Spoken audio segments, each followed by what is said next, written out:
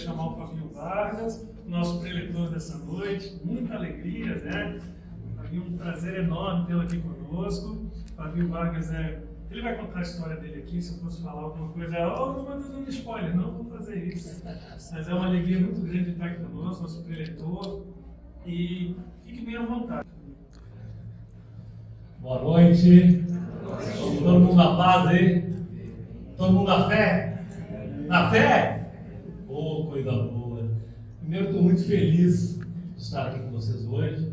Eu estava sentindo saudade, né? Fazia tempo que eu não vinha com a Donep. Mas a Donep faz parte da minha vida, né? Desde a minha conversão. Eu era convertido há mais ou menos uns 6 meses, eu acho. Eu fui numa igreja lá em São Leopoldo, eu moro em São Leopoldo. Eu fui visitar um amigo e no final o pastor Henrique Schmidt, né?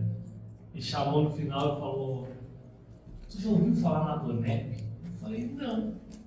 Ele falou: "Então te informa, porque tu vai ser preletor da Donep." Eu falei: "Amém."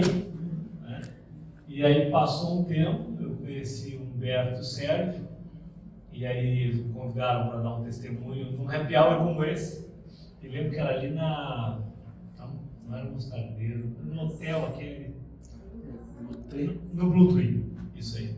Aí eu dei um testemunho e daí, de lá para cá a gente tem caminhado juntos, formamos grandes amizades. E agora meu filho veio junto, o Murilo, né, está com 18 anos, quando chegou aqui, o pessoal, nossa, conhecemos o Murilo pequenininho, tinha 3 aninhos. Mas eu fico muito feliz sempre que tenho a possibilidade de falar sobre o que Deus fez na nossa vida. E eu tenho feito isso todos os dias há 15 anos. Faz 15 anos que eu faço isso todos os dias. E faz 15 anos que, antes de dormir, quando a gente vai orar em família, como a gente tem feito há 15 anos também, eu oro a Deus e no final da oração eu faço 2 pedidos. São os mesmos 2 pedidos há 15 anos. E os 2 pedidos são o seguinte: o primeiro eu digo: Senhor, tira do nosso caminho amanhã tudo que não for teu. Não interessa que seja dinheiro, fama, riqueza, se não vem de ti nós não queremos. E o outro é: Senhor, coloca na nossa frente amanhã alguém que precise ouvir a tua palavra e nos usa. E há 15 anos Deus coloca todos os dias alguém na minha frente. Às vezes é uma pessoa, às vezes é 2, às vezes é 50, às vezes é 100, às vezes é 5.000, às vezes é 1.000, às vezes é 3, mas todos os dias há 15 anos eu falo de Jesus para alguém. E eu falo de Jesus para alguém porque eu entendo que esse é o nosso chamado, o nosso primeiro chamado. Irmãos, eu era convertido há mais ou menos 1 ano e eu fui dar uma entrevista numa rádio, subindo para Gramado. Eu ia participar de um evento lá e parei para dar uma entrevista numa rádio ali em Igrejinha. E aí eu dei a entrevista e no meio da entrevista veio o assunto da minha conversão e eu falei da minha conversão e tal. E quando terminou a entrevista, eu estou saindo da recepção, a moça da recepção falou assim: Fabinho, tem uma ligação para ti. Eu falei: para mim? Falou: é. Fui lá, atendi o telefone: alô? Do outro lado, a pessoa falou: é o Fabinho? Eu falei: sim. Falou: Fabinho, tem uma palavra de Deus para ti. Deus manda tu ler João, capítulo 15, versículo 16. Eu falei: tá, mas quem está falando? Ela falou: quem está falando é o que menos interessa. Interessa o que Deus quer falar para ti. Deus te abençoe. E desligou o telefone.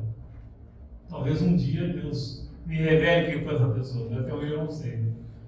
E aí eu cheguei no meu carro, tinha uma Bíblia dentro do meu carro, eu abri a Bíblia, fui para o índice procurar os cavalhão, porque estava aprendendo a manusear, e aí abri, e o que dizia em João 15, versículo 16 era: não foi vós que me escolhestes, Jesus falou. Não foi vós que me escolhestes, mas sim eu que escolhi a vós, para que vai ter fruto, que esse fruto permaneça, a fim de que tudo quanto pedires ao Pai em meu nome lhe seja concedido. E ali eu entendi que nós não temos capacidade de conversão, porque conversão é a mudança de rota e nós não conseguimos mudar a nossa rota. Ali eu entendi que Jesus nos escolhe. E Ele nos escolhe quando nós nos buscamos. Fala, mas como é que eu busco Jesus se eu não conheço Jesus? Eu busco a transformação da minha vida, eu grito por dentro, eu reclamo, eu busco no lugar errado. Eu começo a bater em portas erradas. E Jesus falou, Ele está me procurando. Ele está procurando a transformação. Só que Ele está indo nos lugares errados. Até que um dia a gente bate na porta certa. Por isso que eu falo que 99% de nós crentes, nós somos esses.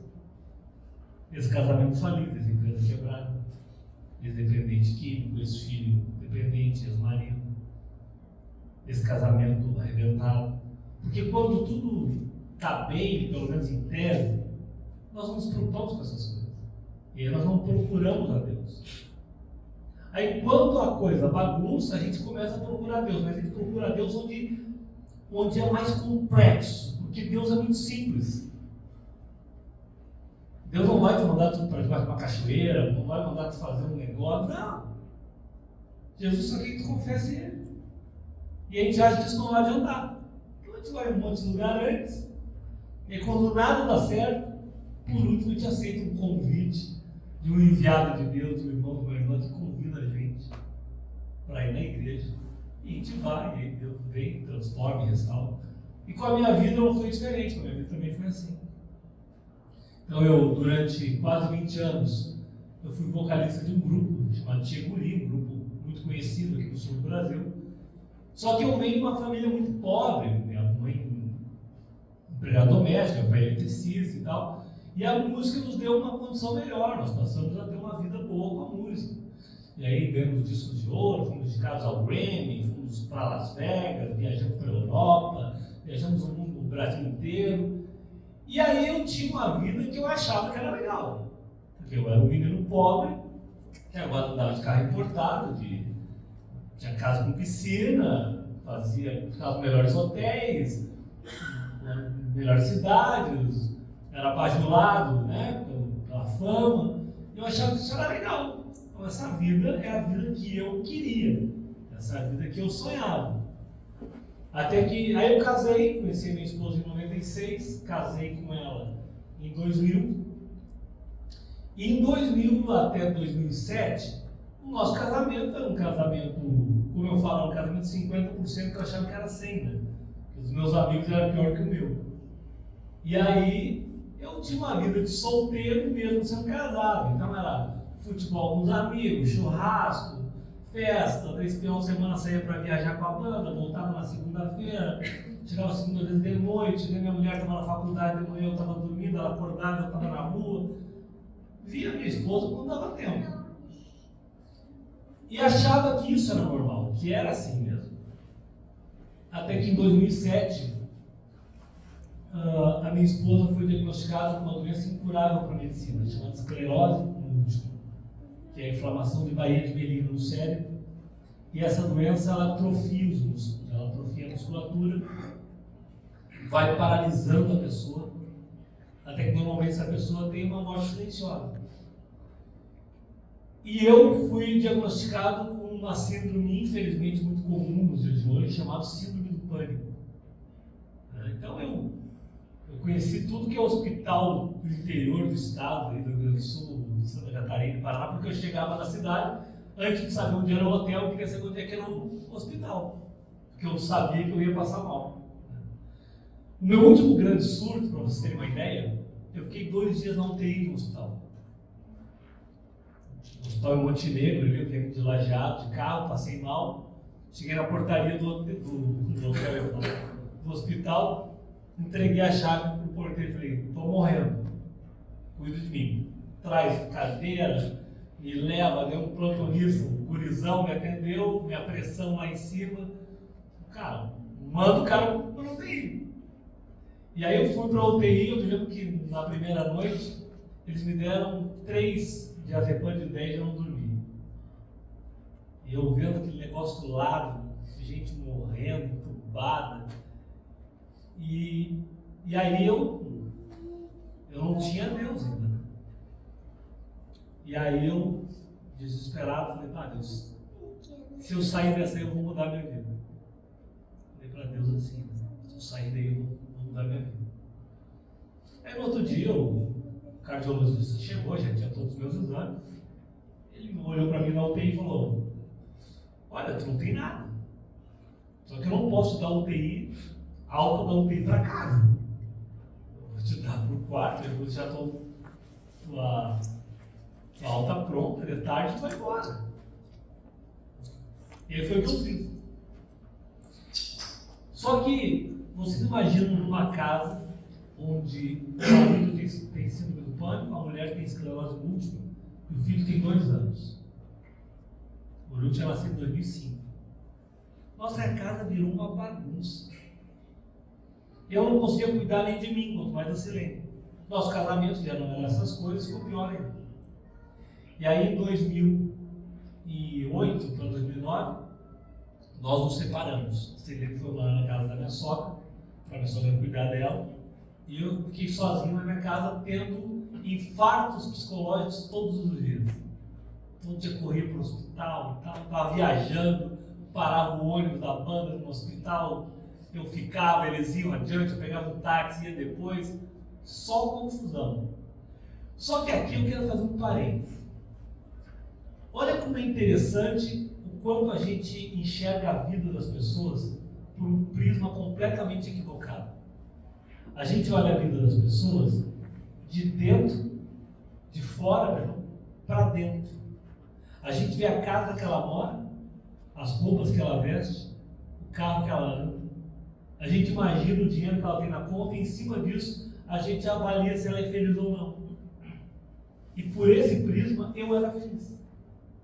Mal as pessoas sabiam que eu estava lá chorando nos bastidores dos programas de televisão, naquele carro importado que eu tinha, eu estava chorando, naquela casa com piscina eu estava chorando. As pessoas não sabiam. E aí a nossa vida foi tomando rumo, daí chegou um ponto que eu parei de viajar com a banda, não conseguia mais, eu sofria demais. Aí eu fiquei 1 ano sem trabalhar, e aí qualquer um sabe que quando a gente começa a ficar sem trabalhar, a gente começa a ficar sem ganhar também, né? Aí parei de trabalhar, e daí a minha esposa fazia faculdade, abandonou os estudos porque não conseguia mais escrever, não conseguia mais caminhar, ela tinha dificuldade de caminhar. E até que em 2009 eu fui fazer um evento lá em São Leopoldo, chamado São Leopoldo Fest, que é o maior evento do município, e eu fui fazer a produção desse evento. E eu tive uma ideia: vou fazer uma noite gospel. Claro, mas hoje eu sei que a ideia não era minha. Hoje eu sei que é o Espírito Santo de Deus, né? Operando e tal, mas eu achava que era uma ideia minha. E por que eu tive essa ideia? Porque eu falei, cara, na segunda-feira não vem ninguém nesse evento. Vamos fazer um evento para os crentes vêm comercialmente, é um bom negócio. Apresentei isso para a prefeitura, eles queriam me matar, né? A prefeitura do PT ainda, imagina, evento gospel. Mas falei para eles, olha, eu vi os números do ano passado, tem 1.500 pagantes, não paga. Se nós fizermos um evento para um público que não vem ao evento, vai dar no mínimo 3.000 pessoas. Aí eu me lembro que o prefeito falou, ó, vamos fazer o seguinte, faz, mas se der errado. Ele me perguntou primeiro, tá, mas tu é crente? Eu não sabia. Eu falei, eu não. Nunca nem fui na porta de uma igreja. Não, mas por que tu quer fazer isso? Então eu falei, cara, porque eu acho que comercialmente é um bom negócio. E também acho que tu, como prefeito, tem que falar desse público. Se tu paga impostos aqui, no maior evento do município, eles estão alijados de participar. Tá, mas então é o seguinte, se der prejuízo nós dividimos, se der lucro é nosso. Falei, pô, brincadeira. Não, mas eu acho que isso aí vai dar lucro. Falei, com certeza. E não deu 3.000 pessoas, deu 8.500. Foi uma loucura. E ali eu conheci o pastor Joel Gesta, que é meu querido amigo até hoje, alguém pelo qual tem uma gratidão eterna. O pastor Joel era presidente do Conselho de Pastores, e o pastor Joel ficou meu amigo. Começou a ir no meu escritório, acertar alguns detalhes da noite gospel, ia lá e tomava um chimarrão comigo. No final ele falava assim, posso orar contigo antes de ir embora? Eu falei, claro. Ele punha a mão, orava e ia embora. E aí a festa foi, eu conheci ele em abril, a festa foi em julho, incrível, acabou a festa, de vez em quando ele me ligava, ó, estou passando perto do teu escritório, tem uma cunha de mate? Eu falei, tem, pastor. Ele ia lá, tomava um chimarrão e tal, falava de futebol, brincava, dava risada. No final, quando ele ia embora, então tá bom, ele já nem pedia para orar. Tá, eu vou embora, vamos orar aqui que eu vou embora. Aí eu orava comigo. Irmãos, eu pensava assim, ó, esse pastor acha que vai me converter. Cara, claro que não, né? Óbvio que não. Lembro que eu falava com um colega meu do escritório, eu falava, esse pastor é muito gente boa, mas ele acha que vai me converter. É claro que não é impossível. Mas ele teve muita paciência, que é algo que eu falo que muitas vezes nós temos dificuldade. Nós falamos de Jesus para alguém hoje e queremos que essa pessoa se converta hoje. Nós falamos de Jesus para alguém hoje e queremos que essa pessoa mude de vida hoje. E se ela não fizer isso hoje, ou no máximo amanhã, ou daqui uma semana, nós vamos para outra freguesia. Nós vamos procurar alguém. Porque às vezes me passa a impressão que muitas vezes nós queremos colher. Quando na verdade a Bíblia diz que uns vão semear e uns vão colher. Então sempre que eu me dá vontade de desistir de alguém, porque dá vontade, né? Eu sempre lembro do pastor Joel. Eu penso, cara, se esse cara tivesse desistido de mim, né, Deus ia lá, se eu botar outro, e eu ia engambelar outro, ele ia botar outro, e eu ia levar 10 anos, 15 anos mais para aceitar Jesus. Então, por isso, quando dá vontade de desistir, eu falo, não vou desistir. Os meus irmãos, meus 2 irmãos que continuam no Tcheguri até hoje, o Alex e o Lê, o Lê levou 6 anos para se converter e o Alex 8. Só que hoje os 2 são batizados, os 2 congregam com a gente, né? 2 homens de Deus. Né? Mas eu não desisti deles, porque eu lembrava, não, mas... E aí eu tenho um cansaço de 8 meses com o pastor Joel. Eu sempre brinco que os meus irmãos eram um cansaço um pouquinho maior, né? Não deu de 6 anos, de 8 anos, mas eu não desisti. Fiquei firme. E aí, um dia, o pastor chegou no meu escritório e eu estava... Sabe aquele dia que tu acorda e vai pensando assim, ó, não tem mais solução. Não tem mais. Aquele dia que tu aceita o que aconteceu. Eu aceitei, eu digo, tá bom, o meu futuro é esse mesmo, é levar essa vidinha meia boca que eu estou levando agora. E aí ele entrou no meu escritório e sentou na minha frente e perguntou para mim, Fabinho, como é que estão as coisas? Aquela pergunta que a gente fala, não tinha mudado, como é que estão as coisas? E quando ele me perguntou aquilo, eu comecei a chorar. E eu falei, pastor, tu quer saber mesmo como é que estão as coisas? Está uma porcaria. Ele falou, ó, como assim uma porcaria? Tu me disse que os teus negócios não vêm, que tu vai viajar para os Estados Unidos agora, semana que vem. Eu falei, pastor, é verdade, eu vou para Las Vegas. O Tcheguri foi indicado ao Grammy Latino, que é o prêmio mais importante da música. O meu sonho quando eu era criança era ir lá para assistir, eu fui lá concorrer. Os meus negócios vão bem, realmente, reagiram. Mas tem uma parte da minha vida que o senhor não conhece, que eu vou te contar hoje. E aí eu comecei a contar para ele, eu disse, olha, minha mulher tem uma doença incurável para medicina, está morrendo. Meu filho tem 3 anos, moro com ela na casa da minha sogra. Eu tenho síndrome de pânico, moro sozinho na minha casa todo dia, choro todo dia, não aguento mais. E ele olhou para mim e falou, Fabinho, está fácil. Jesus pode resolver isso. Irmãos, é claro que eu não acreditei. É óbvio que eu não acreditei. E eu sempre brinco que a minha vontade era de dar naquele pastor. Mas ele tem 1,98 e 120 quilos. Achei que não era bom se avançar na hora, né? Era problema. Não, a mão dele, a raquete. Aí eu terminou ali o nosso papo e eu fui para casa. E para minha surpresa, quando eu cheguei em casa, minha esposa estava em casa. Com a nossa secretária, a moça que arrumava a minha casa. E quando eu abri a porta, a Silene estava chorando no sofá e eu tomei um susto de ver ela ali, ainda chorando. Eu falei, o que tu está fazendo aí? Ela falou, vim com a Rosana, ela veio limpar aqui, eu vim pegar umas coisas. E eu digo, por que tu está chorando? Ela disse, eu estou chorando porque eu vou morrer. Eu não vou conseguir criar o nosso filho. E a Rosana disse que tu é amigo de um pastor. e ela sugeriu que tu chamasse ele aqui para rezar com a gente. Eu olhei para aquela moça e falei: Rosane, como é que tu sabe que eu sou amigo do pastor? Ela falou: não, é porque eu sou crente. E eu já te vi com ele. Um dia eu estava passando ali na Independência, que é a rua principal do São Leopoldo, e eu te vi numa cafeteria tomando um café com ele. Olha o que Deus fez. O senhor não vai passar, ver nós. Tá? Aí eu digo: olha, é muita coincidência. Ele estava lá no meu escritório agora. E ele convidou a gente para ir no culto. Aí minha mulher falou: então vamos no culto. Eu falei: sério? Fiquei? Então vamos. E aí nós fomos no culto. Passei na casa da mãe dela, peguei ela. E essa foi a noite mais importante da nossa vida. Porque nessa noite eu e minha esposa aceitamos a Jesus. Nós dois.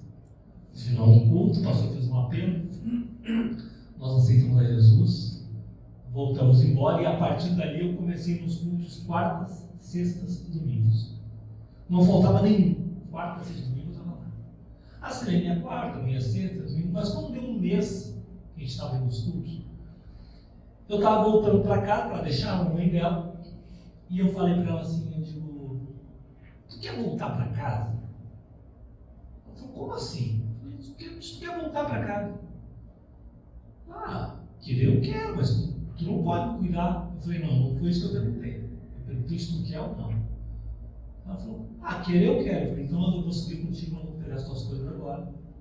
Tu vai voltar lá para casa. Ela falou: Fábio, mas como é? Eu falei: o resto a gente vai resolver. Tu quer? E eu sempre falo que esse foi o primeiro grande milagre que Deus fez na nossa vida. É claro que o maior de todos foi a salvação. Mas Deus, o primeiro milagre, porque era a primeira vez na nossa história que a gente fazia alguma coisa juntos. Uma decisão conjunta, vamos enfrentar algo juntos. Por quê? Porque, na verdade, quando ela disse que ia para a mãe dela, eu poderia ter dito para ela: não vai, fica aqui. Mas para mim foi quase que uma solução. Nós não conhecemos Jesus, ela doente, a mãe cuida dela, e o bonitão aqui se exime da responsabilidade. Irmãos, eu sempre falo que uma atitude dessa é uma atitude canalha, não tem outra palavra para usar. E foi uma atitude canalha que eu tive. A atitude de dizer: não, tá bom, então vai para tua mãe, ela cuida. E aí, Deus começa a restaurar o meu caráter quando eu aceito Jesus. Porque agora eu começo a tomar realmente uma decisão de um homem de caráter. O que um homem de caráter faz? Vai lá, pega a sua esposa e cuida dela. E aí, nós começamos, eu continuei nos cultos, quarta, sexta e domingo. Até que um dia eu fui no culto no domingo. Se ele não foi, ela não conseguia levantar da cama, não conseguia caminhar.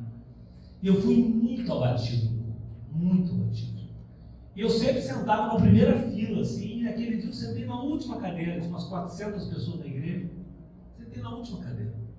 E na hora da palavra, o pastor, ao invés de pregar a palavra, ele chamou um pastor convidado, um homem que aparentava ter mais de 70 anos, um cabelo bem branquinho, não conhecia ele, nunca tinha visto ele na minha vida. E aquele homem começou a contar um testemunho de que ele tinha morrido, e que Jesus tinha levado ele para conhecer o paraíso e tal. Eu falei: cara, esse cara é louco, esse cara é maluco, você não tem chance nenhuma disso ser verdade. Eu falei: isso não tem cabimento. E eu estou lá, sentado, ouvindo aquilo.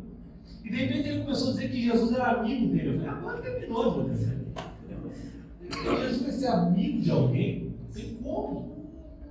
E aí ele continuou e tal. Eu falei: mas eu quero entender qual é a loucura desse cara. E aí ele foi. Foi um momento que ele falou: olha, um dia nós descobrimos que a minha esposa estava com câncer. E aí eu chamei o meu amigo Jesus, fiz um chimarrão, sentei na soleira da porta e comecei a falar com o meu amigo. E eu disse para o meu amigo o seguinte: olha, para minha esposa, para ela morrer, para o senhor recolher ela, é bom para ela, porque ela vai morar contigo. Mas é ruim para mim e para meus filhos. Nós precisamos dela. Então eu preciso que o senhor cure ela. E ele falou: e por misericórdia, o meu amigo Jesus curou a minha esposa. Quando ele falou aquilo, eu pensei: não, só um pouquinho. Se isso for verdade, eu quero isso para mim também. Mas ao mesmo tempo que eu pensei isso, eu levantei e fui embora. Eu não vi o final do culto. Fui embora, eu cheguei na minha casa, Silene estava na sala, eu falei, meu bem, eu quero ficar um pouquinho sozinho, mas depois eu quero falar contigo. Ela falou, o que vai fazer? Depois eu te falo. Entrei no meu quarto, chavei a porta do meu quarto, sentei na minha cama e tive a conversa mais doida da minha vida. Eu não vi imagem, não escutei voz, mas eu tinha certeza de que Deus estava ali. Absoluta. E eu fiquei uns 5 minutos, 10 minutos, não sei, chorando muito, não conseguia falar. Mas quando eu consegui começar a falar, eu falei, Jesus, eu não te conheço, eu não sei quem tu é. Eu nunca li a Bíblia, eu nunca tive uma Bíblia na minha casa. O que eu sei é o que me contaram lá naquela igreja. Me disseram que já fez paralítico andar, fez cego ver. Tu ressuscitou um homem que estava morto. E agora aquele pastor lá contou que tu curou uma mulher dele de câncer. E eu preciso só de uma coisa. Eu preciso que tu cure a minha esposa. E mais, tu só não vai curar ela se tu quiser me sacanear. Porque quem pode não faz é porque quer sacanear o outro. Mas me disseram que tu não sacaneia ninguém. Me disseram que tu não é que nem nós homens que prometemos e não cumprimos, que empenhamos a nossa palavra e voltamos atrás, que não honramos nosso compromisso. Me disseram que a tua palavra é única. E aí, irmãos, eu me coloquei de joelho, levantei minhas mãos e falei, Senhor, por isso eu quero te agradecer agora pela cura da Silene. Eu sei que ela está curada, eu sei que ela não tem mais nada. E a partir de hoje eu não mando mais em mim. A partir de hoje eu só vou falar o que tu mandou falar. Eu só vou dar para onde o Senhor mandar ou nada. E eu nunca vou questionar suas ordens, sob hipótese nenhuma. E levantei dali, abri a porta do meu quarto e gritei para minha esposa, Pretinha, meu amor, parabéns, tu está curado. Aí ela olhou para mim e falou assim, como assim? Quem te falou isso? Eu falei, Jesus.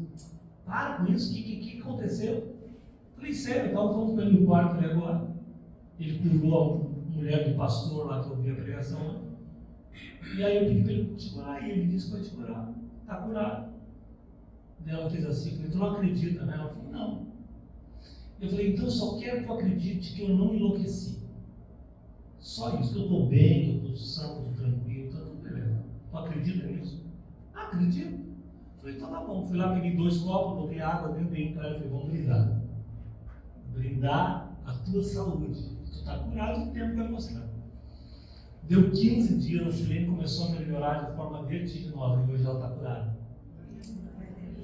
Hoje ela é minha sócia na empresa, ela é escritora, a mulher teve que parar os estudos porque não conseguia escrever, hoje ela é escritora, ela é mentora de mulheres, ela é palestrante, ela é treinadora comigo. Só não veio hoje aqui junto porque ela pegou um gripão e tal, e como a gente teve um treinamento grande no sábado, eu falei, é melhor ficar por casa. Mas, aquela mulher que os médicos tinham desenganaram, mas Deus tinha um outro projeto. Eu sempre falo, talvez se a Silene não tivesse ficado doente, talvez hoje eu não seria casado com ela. Nós temos, além do Murilo, uma menina, a Manu, de 8 anos. Talvez a Manu não existisse. Porque o que o inimigo queria era desvirtuar todo esse projeto que Deus tinha. Então, eu sempre falo que o milagre de cura da Silene é incrível. Que o meu milagre de cura de síndrome do pânico é incrível. Mas que esses milagres são o que de menor Deus fez na nossa casa. Deus fez milagres infinitamente maiores. Deus, por exemplo, pegou aquele menino que ficava lá em casa, eu tirava foto com ele, que é o Murilo que está ali comigo, e transformou o Murilo no meu filho, no meu companheiro, no meu parceiro. A gente é pai e filho, mas a gente tem uma relação muito. A gente está sempre junto, a gente viaja junto, a gente vai para futebol junto, a gente vai para cinema junto, a gente viaja junto. Deus pegou aquela menina que não existia. Mas Deus tinha um propósito. Então Deus pegou aquela mulher que ia morrer, e há 8 anos atrás, aquela mulher que ia morrer deu à luz a nossa princesa Manuela. E Deus pegou aquela mulher que morava lá em casa, que dormia do meu lado, mas que eu não amava como ela merecia ser amada, que eu não cuidava como ela merecia ser cuidada, e transformou ela num grande amor da minha vida. Eu sempre falo, por mais que hoje seja uma doença incurável por medicina, eu espero que em breve a medicina encontre cura para ela. E talvez daqui 10, 15, 20, 30, não sei. A medicina possivelmente vai descobrir. Agora tem uma coisa que a medicina nunca vai conseguir descobrir, nem a tecnologia, que é transformar um mau marido em um marido, um mau pai em um pai. Isso só Jesus. Não tem outra forma. E esse é o grande milagre. Então hoje, nós dedicamos a nossa vida a falar do amor de Deus todos os dias. E aí, eu teria muitos caminhos para falar de vários assuntos diferentes, nosso tempo não é muito longo, mas eu vou escolher um deles, mas seria vários, porque Deus fez milagre em diversas áreas da nossa vida. Deus fez na nossa saúde, Deus fez no amor da nossa família, Deus fez nos nossos negócios, Deus fez no nosso coração, Deus curou, restaurou várias áreas da nossa vida. Mas na área profissional, por exemplo, eu era um cantor. Então, o que eu vou fazer da vida depois disso? Porque os meus irmãos, por exemplo, continuam lá no Tcheguri. E às vezes eles falam comigo, Fábio, será que não tem que parar? Eu falei, cara, eu não vou fazer isso para vocês. Eu não sou representante de Deus, eu não sou. Deixar Deus falar com vocês. Se Deus falar com vocês, mandar vocês falar como falou comigo, ok. Mas se Deus não falar, sigam fazendo o que Ele está mandando. Porque hoje eles vão em lugares que eu não consigo ir. Hoje eles fazem shows em muitos lugares, no final, eles abençoam a vida das pessoas. Eles oram, eles falam de Jesus. Eles têm um show de Natal incrível, que viaja todo o estado, tem um show nas praças e tal, onde eles agora vão cantar louvores, eles cantam louvores, falam do amor de Jesus. E eu sempre falo, ser crente no banco da igreja é fácil, cara. Meu na rua. Lá é mais difícil. Mas Deus me deu uma outra direção, Deus mandou parar. Aí eu gravei 2 CDs de música gospel, né? Comecei uma história, viajei esse estado inteiro, Santa Catarina, Paraná. Aí um dia Deus falou, tá, agora deu para a cantoria. Não é mais, agora é outra coisa. E aí eu tenho uma empresa na área de gestão e direito autoral. Eu trabalho com trilha de cinema, trilha de TV e tal. E os meus negócios são 90% em São Paulo. Então eu fico uma semana por mês do mês em São Paulo e 3 aqui. Talvez eu deveria morar lá, mas como eu não quero criar minha família lá, eu vou lá, segunda, fico até sexta, trabalho bastante, venho embora e o resto eu toco daqui, né? Nós temos uma base lá, uma base aqui. Mas um dia Deus começou a falar algo comigo incrível. Deus falou que eu precisava converter CNPJ. Eu falei, cara, mas como é que a gente converte um CNPJ? A gente dá bom dia pro CNPJ, bom dia. Eu quero falar de Jesus para ti. E aquilo foi me atormentando, Beto, foi me deixando doido. Eu falei, cara, como é que eu... Aí um dia eu estou em Belo Horizonte, almoçando com 2 clientes, e um olha para o outro e fala assim, e eu não sabia que eles eram crentes, mas descobri no almoço que eram crentes, congregavam uma lagoinha lá, e um olha para o outro e fala assim, a gente podia chamar o fulano para o negócio. E o outro respondeu, ele não, porque ele está convertido na pessoa física, mas não se converteu na jurídica. Falei, ei, como é que funciona isso aí? Porque, cara, eu falei, o que Deus está me falando? CNPJ, pessoa jurídica. Falei, como é que ele falou? Não, é simples, cara. Esse nosso amigo, ele conhece a palavra, ele não falta nenhum culto, ele tem uma célula em casa. Cara, na pessoa física dele está tudo bem. Mas na jurídica ele só nega impostos, ele não paga os fornecedores, ele trata mal os funcionários. Eu entendi. Entendi o que Deus está falando. Deus está dizendo que eu tenho que converter empresários cristãos. Eu tenho que falar que eles precisam colocar os valores e os princípios de Cristo também no seu negócio. Entendi. Aí voltei para casa com aquilo. Falei para a Silene. Falei, Deus está mexendo, aconteceu assim. Aí Deus colocou um empresário dentro da minha casa, numa quarta-feira de noite, ele chegou lá às 9 da noite, chegou lá às 5 da manhã. Um querido amigo, que eu acho que o Humberto conheceu, o César Zanoni, um cara que há 20 anos atrás era morador de rua, e hoje tem 140 escritórios no Brasil. E esse cara foi lá e eu entendi, ele tinha um case de sucesso de como colocar Jesus dentro da empresa. E eu entendi, através do modelo que ele tinha, eu entendi a diferença entre obrigar e oportunizar Jesus. A gente muitas vezes não fala de Jesus na empresa, porque diz, eu não posso obrigar ninguém a ir no culto, eu não posso obrigar. Só que a gente esquece que a gente não obriga, mas também não oportuniza. E ele me mostrou um modelo onde ele oportunizava. Então eu tinha um culto todos os dias às 3 horas da tarde. Uma empresa tem 300 advogados lá. Só ninguém é obrigado a ir. Mas a sala está lá à disposição. Todo mundo pode participar às 3 horas do culto. Vai quem quer.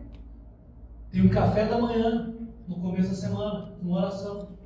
Ninguém precisa ir. Mas o café vai estar lá. E vai oportunizar. E aí eu entendi que muitas vezes a gente é egoísta. E foi essa palavra que Deus usou na madrugada comigo. Porque para nós está bom.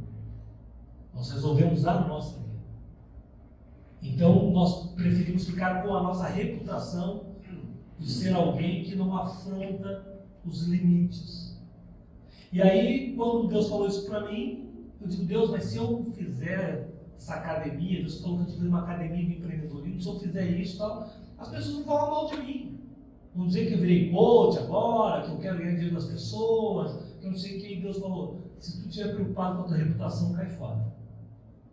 Porque eu tenho outras pessoas que podem ajudar. Até porque, olha o que Deus falou para mim, até porque isso foi a minha 10ª escolha. Eu escolhi 9 antes de ti e nem quis. Se tu não quiser, eu vou para o 11º, 12º, milésimo, até o coração absorver. E ali foi um tapa na minha cara. Deus não precisa de mim, Deus está me dando uma oportunidade. E aí Deus falou, olha, outra coisa, eu vou colocar muitas pessoas na tua volta, e todos serão mais inteligentes que tu. O que também não é muito difícil, né? Mas de qualquer forma, hoje eu tenho a ADEC, Academia do Empreendedor Cristão. Então hoje nós viajamos no Brasil, agora está comentando aqui com o Humberto da turma, em abril do ano que vem a gente vai fazer na Universidade da Flórida nos Estados Unidos também, vamos fazer Boston, vamos fazer Nova York.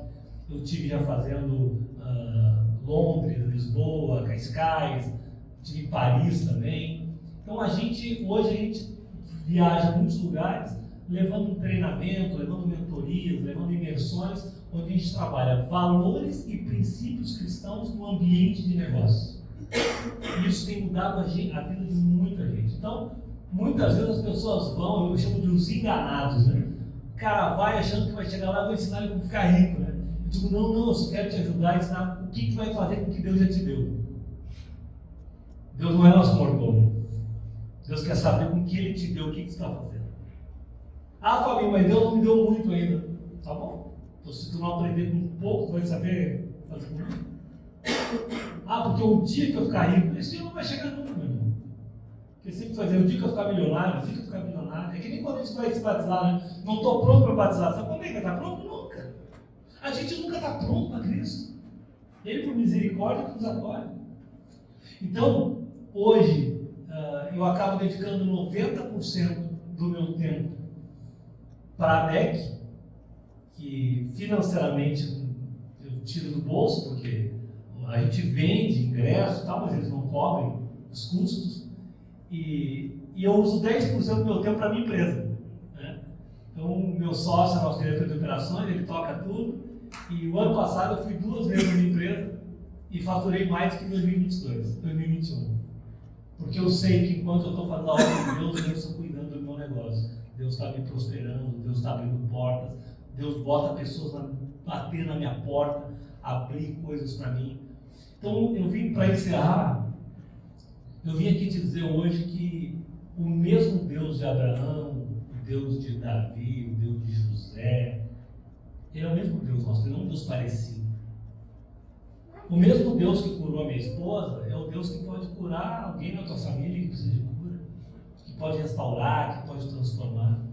Então essa parte nós podemos pular, porque Deus vai fazer. A pergunta é se nós estamos fazendo a nossa parte. Eu divido o mundo em natural e sobrenatural. No campo sobrenatural, Deus vai atuar. E o sobrenatural é onde a nossa mão não alcança. A dele vai alcançar. Agora, o problema é que muitas vezes nós queremos que Deus também atue no campo natural. E no campo natural, quem tem que fazer somente nós. Irmãos, os treinamentos da ADEC hoje, a gente faz treinamento para 400 pessoas, 300, 500. Eu tenho um treinamento no sábado agora, chama Casais Empreendedores. Casais que empreendem juntos, prosperam juntos.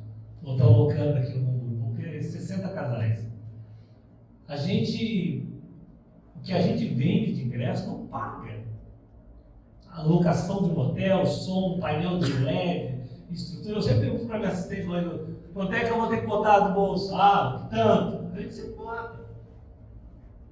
Mas, às vezes, eu dou ingresso, às vezes, para alguém, para um empresário, assim, eu falo para meus amigos, cara, tu pode, compre 3, 4, 5 ingressos, manda lá 3 funcionários teu com a esposa, manda lá. Aí os caras me mandam, os caras não são crentes para mim. Eu falei, e daí, cara? Aí tem que mandar. Ah, mas aí os caras podem achar. Eu falei, cara, tu está te envergonhando de Deus, ele vai se envergonhar de ti. Nós temos que parar de ter vergonha de Deus. Eu acho que muitas vezes nós fazemos isso. Nós queremos que Deus nos socorra. Mas nós muitas vezes... Irmãos, eu fui espírita há 39 anos. 39. E lá eu aprendi, olha que interessante, eu aprendi uma coisa. Eu aprendi que muitas vezes eu dava alguma coisa, não é porque eu queria dar para alguém. Eu queria pagar o meu pecado. Eu fazia o sobrão lá, eu ajudava, para dizer que eu era uma pessoa boa. Só que uma pessoa boa é muito mais que isso. E um dia eu comentando com um amigo meu, ele falou, eu falei, ele falou, convidando ele e tal. Ele falou, não, Fabinho, eu não vou na igreja, porque eu não preciso, eu sou um cara do bem. Eu falei, tu não é do bem. Ele falou, como assim eu não sou do bem? Eu falei, não, tu não é do bem. Ele falou, eu sou assim, cara. Tu sabe lá que eu faço sopão, que eu faço isso, que eu dou para ir para as crianças, que eu faço. Mas se contar todas as obras que ele fazia. Eu falei, viu como eu sou do bem? Eu falei, não. Eu falei, cara, tu trai tua esposa. Ah, mas eu não passo uma obra faz, porque as amigas delas todas sabem, ela passa vergonha perante os amigos. A tua filha, adolescente, na escola, as amiguinhas dela sabem que tu trai tua esposa. Ela também passa vergonha. Então tu não é um homem do bem. Tu seria uma pessoa de bem se tu honrasse a tua esposa, coisa que tu não faz. O que tu faz com aquele sopão lá é pagar o teu pecado. Poder ter um discurso para dizer para mim agora aqui. Então, irmãos, eu acho que a gente precisa entender que a gente tem que ser mais do que um homem e uma mulher de bem. Nós precisamos ser um homem e uma mulher de Deus. Muito obrigado, Deus abençoe a todos.